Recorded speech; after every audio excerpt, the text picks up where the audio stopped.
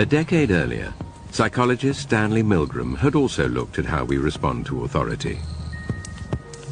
In order to understand how people were induced to obey unjust regimes and participate in atrocities such as the Holocaust, he set up an experiment. Volunteers were told they were taking part in scientific research to improve memory. Would you open those and tell me which of you is which, please? Teacher. Learn. Separated by a screen, the teacher would ask the learner questions in a word game and administer an electric shock when the answer was incorrect. He was told to increase the voltage with each wrong answer. Cloud, horse, rock, house. Answer. Wrong. 150 volts.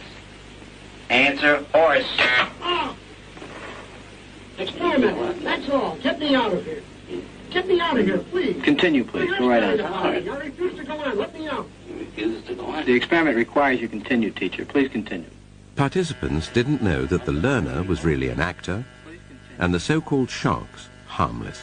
You're going to get a shock. 180 volts. Oh. I can't stand the pain. Let me out of You here. can't stand it. I'm not going to kill that man, eh? I mean, who's going to take the responsibility if anything happens to that gentleman? I'm responsible for anything that happens here. Continue, please. All right, next one. Slow. Walk, dance, truck, music. Two-thirds of volunteers were prepared to administer a potentially fatal electric shock when encouraged to do so by what they perceived as a legitimate authority figure. In this case, a man in a white coat. 375 volts. I think something's happened to that fellow in there. I don't get no answer. He was hollering for less voltage. Can't you check in and see if he's all right, please? Milgram's findings horrified America.